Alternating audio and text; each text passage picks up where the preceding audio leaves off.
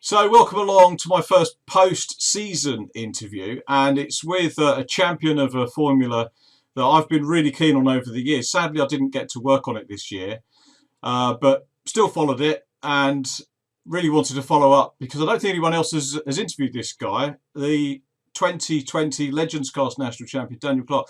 Daniel, congratulations on winning the championship, and it was your first year back properly, first full year since 2006, so quite an achievement. Yeah, really. We would have been happy with the top 10, to be honest with you. It's a bit of a shame the season got cut short because the last weekend of France would have been unbelievable. So I think there was 6 for the championship. So big gut that didn't go ahead. We saw you last year when we were filming, and you made a comeback. And I think Donington Park, by the end of that first weekend back, you'd already notched up fastest lap. So clearly the pace was there. And it's very modest of you to say you were hoping for top 10, but very clearly you were on it straight Yeah, away. yeah, it was just one of them seasons. We just wanted to learn this year more than anything, but we seem to just get straight back into the swing of things. Like Donington last year, in all honesty, we've never touched the car since Donington last year. Just put a new set of tyres on this year and pretty much just drove it. And how did you get involved in Legends in the first place? Because I know it was, and it is now a family thing for you because your wife Elby races. But when you were originally with Legends, I think your cousin and your uncle were racing as well. So how did you guys hook up with Legends to start with? It's always been a big interest.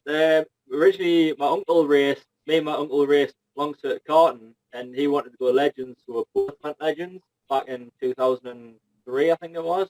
I only did like 3 years of it, or 4 years of it, and then I went back to short circuit karting, and then obviously back to the supercars. And you were very successful in karting. You won the British Championship, and then decided to come back and race with Legends last year. What was it that made you move away after the success of karting and back into Legends? It was just one of them things. I just wanted to prove myself in the Legend. We've done the karting, we've kind of got that T-shirt, and it's just the Legend. I've always been drawn back to the Legends because the racing is just unbelievable. And from Don last year, we knew we'd made the right choice. And you've got a few people that have followed you from karts into Legends as well. Yeah, Andy Bird and Chris Needham. To be honest with you, there's been a lot more on the phone as well. And Phil Cooper's been on quite a few times saying his phone's never stopped ringing this winter. Yes, so it's going to be a full grid again next year. Andy Bird, I think, is going to be in with us. You've got Needham and Gareth Sheridan as well. Those guys did well, didn't they? They shared a car. Gareth and Chris shared a car over the course of the season, and I think were rookie champion and team champions, which I think is the first time that's been done. Yeah, they've done really. I mean, Chris, we knew Chris was going to be on it straight away because he was in the car. And also Matt Ishwood had to go in their spare car at Snetterton, and he was another one. I think he put fastest lap of the weekend in as well. So the supercar lads seem to be coming across quite well with the Legends. And what about the missus? So obviously you got LB racing as well. You guys got married, I think, pre-season because she raced as LB Charlton last year, and this year she was as LB Clark, and looks like she made a lot of progress and enjoyed it. She did. I mean, we threw her in at the deep end. She was going to do the Scottish, to be honest with you, just to get the feel of the car and everything. But after Brands last year, she did quite well. So we just thought, you know what it is, I'm going to the Nationals anyhow. We might as well just bring her along with her. I mean, Donington, I think, was the biggest improvement. She said something just clicked with the car. I think our fastest lap of the weekend was about 2 seconds off the front lads. But it's just keeping it all together. I mean, she's coming from hill climbing, so she's not used to having the pack around her. But fingers crossed for next year.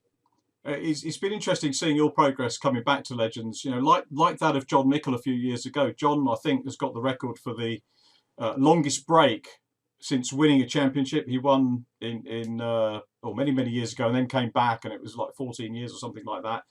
And he went off and raced other things, as you did, and it obviously kept him sharp as it kept you sharp coming into racing. And are they an easy car to jump into after racing other things? No, to be honest with you, that I couldn't be further from a supercar and a Legend because we've got no aero, we haven't got slick tyres, and the grip difference is just totally different. I mean, like, in all honesty, when we went to Snetterton, I found Snetterton's really physical in a kart, but in the Legend, I was more tired mentally because, like, there's so many corners at Snetterton that are flat out in a kart. In the Legend, like, corner, for instance, was just a handful. So you're having to think about the cornering as well, and I'm guessing that the amount of overtaking might be the same because Superkarts tends to be quite frenetic, as Legends cars are as well. Yeah, it was. I mean, the karting, when we first got back in the kart, and there was always a good top 10 up for the championship. Towards the end, there was only really like 3 or 4 of were. That was the other reason I made the jump. But yeah, the racecraft's very different to them. I mean, I kept hitting like at Snetterton and I did the prime thing wrong. I got to the front and tried to get away in the Legend, and you can't do that. I need to change the racecraft, whereas in a kart, you can't actually make the break sometimes. But the Legends, yeah, I learned that one wrong when I came at the back straight and got passed by 2 lads. Yeah, I think the guys know the habits, don't they, about bump drafting and where to place Yeah. themselves just before the checkered flag. What's the Yep. difference budget wise? Because a lot of people say that karting can be expensive. Any form of motor racing can be expensive, but was it a little bit of an easier year for you financially this year? Yeah, to be honest, we got a bit of a shock. The actual whole weekend, because you technically get 2 race meetings in one weekend with the Legends, and we're actually spending less per weekend than we were in the kart. But I mean, like with the kart, it was brand new tyres. I mean, especially in Europe, we're doing 4 sets of tyres in a weekend. It was just a really big shock from that side of things. I know we've had a shorter season, but still, over the whole weekend, it has been cheaper. And who's helping you? Are you setting the carts up yourself, or have you got anybody involved, and who are you using for engines? Yeah, with Michael Fancy, I mean, we were with him when we had the 10 Tools cars, so we're stuck with Michael this time as well. And obviously, I've had Willie Greaves on board helping set the car up, which has been a massive help. Yeah, like I say, he's just given us a setup for the car, and we've just driven it from there, really. One of the things I was going to ask you, Daniel, obviously you raced 14 years ago. The cars don't change though, do they, in Legends? It's pretty much the same product that you raced all those years ago. Little things change, but on the whole, it's the same car. Yeah, pretty much. The tyres are the only thing that have changed since we used to race them. You can get there's a Willwood brake upgrade you can get now, but the actual cars me and LB have got, I used to race against originally. Really? 14, 15 years ago, maybe. But my car's 15-year-old. I'm still on the old Toyota brakes, and I'm still on the old steel wheels and everything as So well. you won the championship in a 15-year-old car? Pretty much, yeah. The only thing, obviously, Michael's rebuilt the engine. Other than that, it's an old car. And what about your sponsors? You've probably got a list as long as your arm of people that have helped out this year, and this is maybe as good an opportunity as any to give them a thank you. Yeah, a couple came over from the carton, like China Drum and HJ Concept, who created my crash helmet. Obviously, China Drum's a punk rock band who were pretty good in the 90s, and they're trying to do a bit of a comeback. And then also, I've got Bella Auto, which is a supercar show person up here. That's been absolutely spot on. And then SGH Caravan Services from Lincoln, who sponsored us for Snetterton. It all helps, doesn't it? That's it, yeah. I hope there's a few more on next year as well. LB has pulled a few in, but we're still waiting for them to settle everything at the minute. And I see that Legends have announced their 2021 calendar, which is obviously... Phil Cooper always had this great line that the calendar is provisional until the races are run, and then the results are provisional.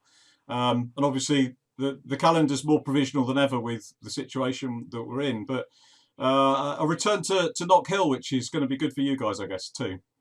Yeah, I think Knock Hill and Croft are on there, so a bit better for us because we looked at it this year and there was a lot of travelling going to be happening this year. But no, 9 weekends, it's going to be absolute mayhem. I think it's 54 races or something. This year with the last round being cancelled, my dad said to us, because I was a little bit bummed out with only doing 3 weekends, but he's like my dad said, we still had 18 races this year, which when the supercars were only getting about 12 a year or something. Yeah. So it was still plenty racing going on. And how are you finding the competition in Legends? Who sort of stood out for you that you enjoyed racing against this year? Any of the top 10, really. It's been absolute mayhem. Like Connor Mills, who else was there? Will Gibson, obviously Miles Rudman. Mickle's racecraft, unbelievable. He just appears. You can be not there the whole race and then just appears on the last lap. And obviously Sky Haraway as well, who gave me a bit of... I think he was the first person to bump draft us this year at Dunton, which was a big help. But I think he's sold his kit, unfortunately, for next year. I must admit, I'm not really up with the news for the other drivers, but I will catch up before the start of next year. It'd be nice if we could get involved again, but we'll see whether that plays out at all. Much to do over the winter on the car, or are you pretty much ready to go? I don't know what to do. Me and my dad are a bit of a dilemma. I mean, the cars are ready for brands and we're all loaded up, ready to go, to be honest with you. And it hasn't happened, so the cars are pretty much... I was on to Fancy that day, and he reckons the engine will still do another 3 weekends quite comfortably. So I don't know whether just leave them alone or actually strip them and rebuild them, because I've never really touched the cars since I got them. I mean, I think it was, I'm not sure it's called Smart my car came from. So like they built pretty well to start with. Yeah, a lot of people. It depends who you talk to. Some people will say that they can, be in the workshop a huge amount, and other people maybe a little bit more laid back about it. Yeah. Obviously, it's going to be a tough championship again next year. It was close all the way through the shortened campaign that we had this year. Any closing thoughts for us about as you look ahead, either from your own racing or maybe what LB might be up to as well? Yeah, LB's put some sponsors in, so hopefully we're hoping to plan to the full season with LB as well. When we heard there was 9 weekends, it kind of a bit of we're budgeted for 7 or 8 as Yeah, normal. We weren't expecting the extra one thrown in. So hopefully both cars will definitely be out. We have got a third car now, which we've actually just bought off Willie Greaves. We don't know what we're doing with that one yet, because there has been talk of trying to get Paul Platt in it. But they've just announced their supercar calendar for next year, and they've got quite a few weekends as well. So we'll see what happens with that. so we might see a team car then as the third machine. Yeah, we still don't know. We've got the car sat there. We initially just bought it for the engine because it's been fully rebuilt by Right. Michael, and we needed a spare one anyhow. But when the car's here, I mean, you know what Willie's like. The car's absolutely spot on. So we might end up running the team. We don't know yet. We'll have a think about it over winter. Well, it'd be great to see you and have a good winter. Many congratulations on winning the championship again. And I'm very thankful that you've given us the time to catch up with you, to say well done and have a chat that we haven't done otherwise in our coverage. So thanks very much, Daniel, and best of luck for the winter. No problem. Thanks, mate. Thank you very much.